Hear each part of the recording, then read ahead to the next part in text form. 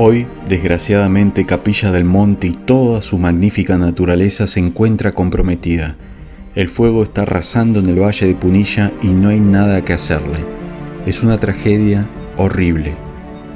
Hace años atrás hice un video sobre Capilla del Monte, explicando que muchas de las luces que allí se observaron a lo largo del tiempo, confundidas con naves de otros planetas, podrían tratarse de centellas.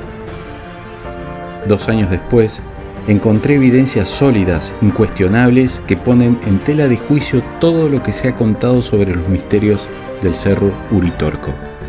Espero que este video te pueda llegar a aclararlo.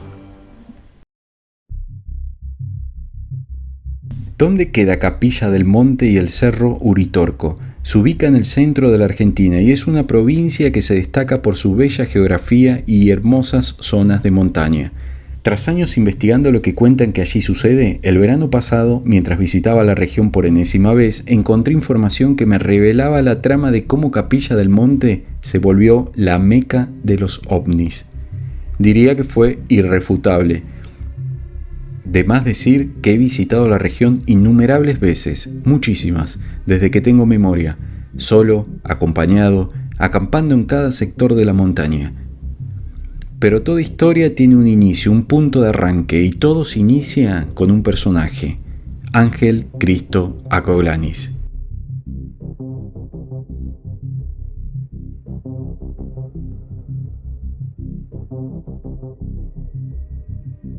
Muchos lo conocerán, y quizás más lo conocerán por su trágico final, pues moriría a manos de su mejor amigo.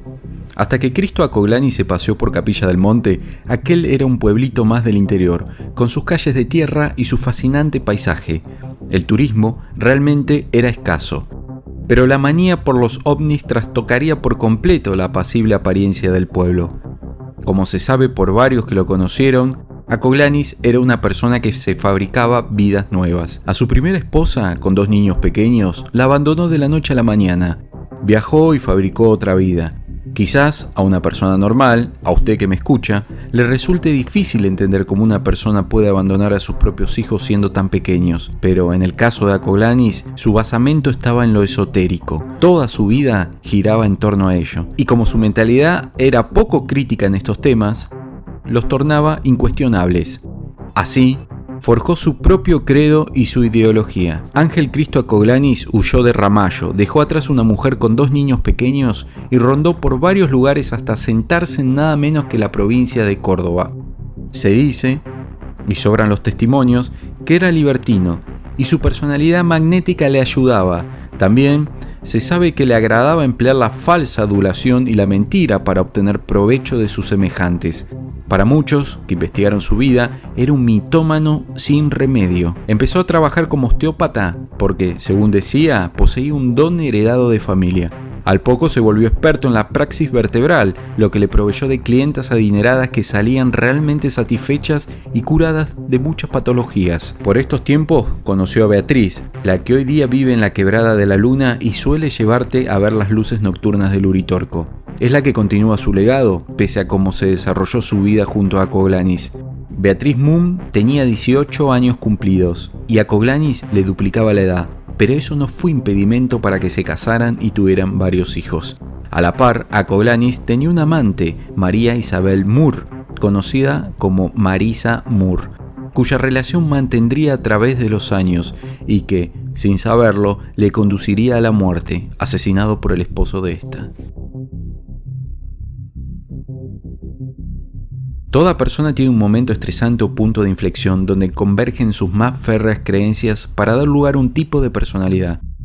En el caso de Acoglanis, este evento pareció coincidir con el episodio de avistamiento ovni en Uruguay, en La Aurora, lugar donde hoy día peregrinan cientos de personas buscando paliar enfermedades, en búsqueda de curaciones milagrosas. Estamos en marzo de 1983 y Acoglanis dice que un extraterrestre de la Aurora, conocido como Saruma, lo invade, es decir, se posesiona de su cuerpo. Y él, solícito, se presta para que esta presencia foránea se incorpore. De ahí en más habrá 2 facetas para este hombre: la del sanador mediante la praxis vertebral, labor en la que le iba muy bien y era muy experto, y la del contactado. Tal vez haya sido el primero de los contactados en Argentina. Un hombre que daría fila a varios más que vendrían después de él: Dante Franch, Francisco Chechi, Hugo Jaime, Ricardo González y este último que, viniendo de otro país, parecería que se quiere insertar en la historia contactista capillense.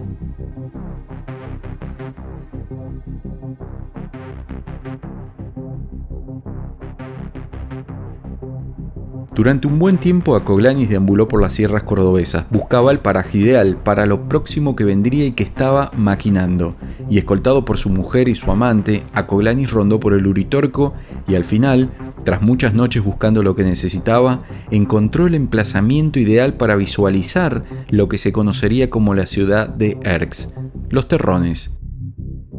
Ahí trabó amistad con el dueño del paraje, que le dio las llaves de la tranquera y pudo disfrutar llevando cientos de personas a sus retiros de contacto con extraterrestres. Y de paso, enseñarles la ciudad oculta de Erx. Para el que no lo sabe, Erx sería como una Shambhala sudamericana, una ciudad oculta intraterrena donde vivirían seres del espacio. Las lecturas de las filosofías de Oriente y de Lobsang Rampa obviamente fueron el caldo de cultivo de Acoglanis.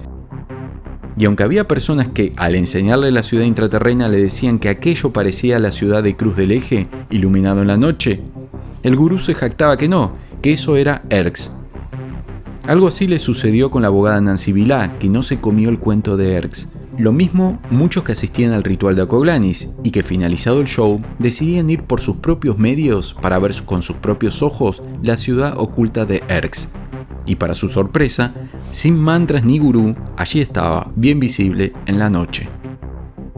Pero para entonces el furor por lo extraterrestre había llegado a Capilla del Monte. Actrices famosas habían cambiado su vida al ver aquello, esas luces flotando a la deriva en la noche, y la mítica ciudad de Erx, tan visible y fascinante, vista desde Los Terrones. Y cuando el escritor brasileño Trigueirinho visitó la región y se transmutó a sí mismo, como afirmó, llegando a fotografiar la ciudad de Erx y popularizando el mito en un libro que se vendió en miles de copias, el auge por los ovnis en la región llegó a su cenit. Os nossos corpos sutis, os nossos corpos superiores, não vão encarnando todos. Y Acoglanis se presentó como el portero de Erx, y literalmente lo fue. Tenía la llave de acceso a Los Terrones para visitarlo de noche cuando quisiera, únicamente en la hora en que sabía que se daba cita a aquel fenómeno. Hoy día es imposible visitar Los Terrones de noche, según pude averiguar. Las visitas nocturnas son una rara avis y únicamente lo permiten los Verón, hijos del propietario original Aldo Verón. Por supuesto, no está permitido llevar instrumentos electrónicos como cámaras o celulares y tampoco visitar la explanada, desde donde en el pasado se observaba con mayor facilidad la ciudad de Erx, de la mano de Acoglanis. Que no te dejen subir con artilugios electrónicos deja que pensar, y también que no permitan ir hasta los puntos geográficos desde donde se vería la ciudad de Erx. Porque a estas alturas está claro que Erx se asoma a la noche, independientemente del contactado. Es un fenómeno natural de una ciudad cercana, cuyo nombre puede ser San Marcos Sierra o Cruz del Eje. ¿Qué son las luces que dicen ver tantas personas en la región del Uritorco? A mi teoría de las centellas, obligadamente debo sumar estas hipótesis que ahora esgrimiré. Por ejemplo, los defectos visuales. La falta de costumbre al estar en la noche en una montaña, sin puntos de referencia y donde en inmediaciones circulan coches a altas horas, cuyos faros pueden proyectar luces y confundirnos. Y por supuesto también existe el siempre posible engaño descarado, utilizando ahora drones, como muchos contactados suelen hacer. Y sin embargo, había una muy buena teoría que encontré, la de las luces de Marfa que se ven en Texas. Allí se observa un espectáculo encantador cuando cae la noche. Se ve volar luces de un lado a otro en los montes Chinati. A tal punto es la frecuencia de estas luces que el fenómeno se investigó como corresponde y el ingeniero Robert Wagers llegó a una conclusión en un libro que explica el misterio. Las misteriosas luces se tratarían de fenómenos naturales, producto de una refracción de la luz de los coches por una autopista vecina, que se proyectan a más de 32 kilómetros de distancia.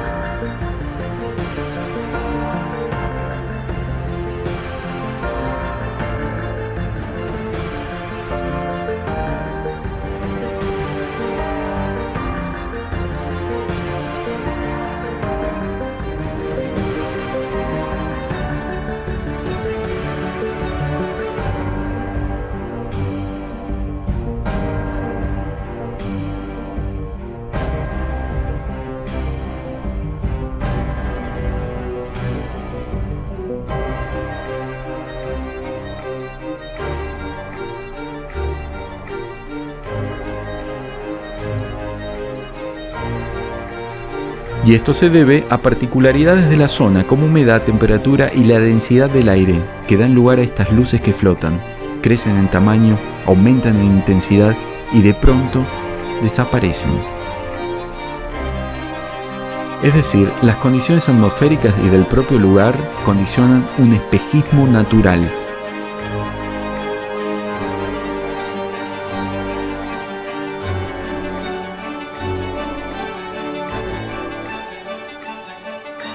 Acoglanis aprovechó sabiamente esto, utilizó las particularidades de la región, el ambiente idóneo de noche y con sus lecturas esotéricas creó la atmósfera especial para el misterio.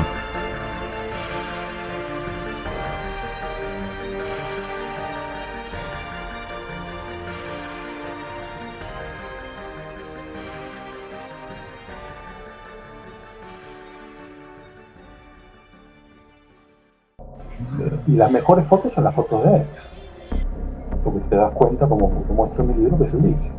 Sí. Esas son las mejores fotos de todas. Sí, tal cual. Pero por eso no lo mostraba siempre y él nunca publicó una foto de X. En efecto, es un dique. La ciudad intraterrena siempre lo fue. Acoglanis se sabía las horas en que el mismo se encendía de noche y formaba esta imagen que popularizó Triguerio. Acoglanis, un humilde jornalero que se fabricó como médico, chamán y portero de los extraterrestres, jamás dio puntadas sin hilo, y cuando deambuló por la región buscando el emplazamiento ideal para su show, Los Terrones fue el apropiado.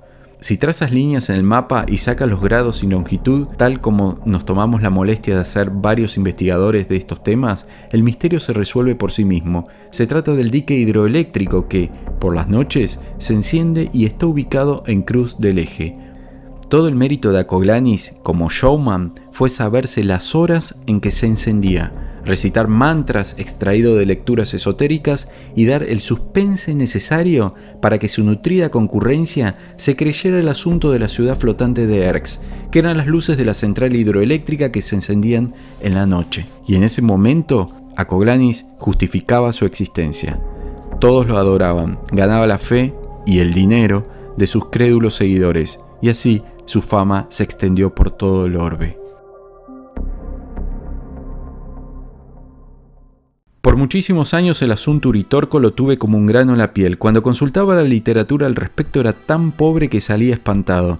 Hacía falta un libro crítico y Sebastiano de Filippi logró uno con maestría. No solo La ciudad de la llama azul y los señores del Uritorco, la verdadera historia de los comechingones, en coautoría con Fernando Soto Rolán. Como primicia, les comento que Sebastiano de Filippi está terminando un libro que hará temblar el mito del Uritorco, a publicarse a principios de 2021. Un libro como nunca antes se ha escrito, compuesto por 12 prestigiosos académicos universitarios en distintas disciplinas. Esta obra colectiva, de 350 páginas, es el cúmulo del saber de muchos profesionales que ofrecen su mirada crítica a la leyenda del Uritorco. Ojalá, digo yo, un libro así hubiera podido tener en mi adolescencia, cuando soñaba con platillos voladores sobre la falda del Uritorco, y pensaba, ingenuamente, que las manchas en el pasto eran señal de visitas alienígenas. Este libro es el primero que existe de corte indudablemente científico y multidisciplinario que aborda los misterios de la región. Y si hasta ahora la bibliografía la dominaban los pícaros timadores y oportunistas del montón, esperen a leer este libro que no dudo los dejará sin palabras. Ahora bien, Acoglanis tuvo el desenlace que para muchos merecía y para otros fue una total injusticia. Su mejor amigo, influido por la infidelidad que ejercía Acoglanis con su mujer y otros asuntos un poco más escabrosos, decidió asesinarlo. 7 tiros en el cuerpo que acabó con la vida de Acoglanis.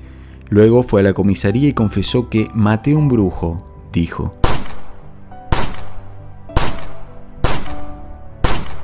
Acoglanis, por entonces, estaba a horas de desaparecer de nuevo del escenario. Tenía planeado marcharse con Marisa Moore, aquella amante de años que siempre estuvo con él, y hasta había escrito una carta a su mujer, Beatriz, despidiéndose. Era un viaje impostergable, como solía decir fecundando el misterio. Pero aún después de muerto, Acoglanis, aquel hombre de aire bonachón y mirada lujuriosa, seguirá siendo para muchos el auténtico portero de Erx, la ciudad de la llama azul, que ahora renace entre sus cenizas y se convierte en la ciudad de la llama roja. Esperemos que como el fénix del mito y pese a lo negativo de la situación, porque es trágica, el pueblo pase página y renazca de sus cenizas, dejando atrás las sectas que poblaron la región, los psicópatas que hicieron de las suyas, todo ese pasado deshonroso que ahora, más que nunca, conviene dejar atrás. Agradezco el aporte de Sebastiano Di Filippi en este documental, tras una valiosa charla que mantuve por Zoom con él días atrás.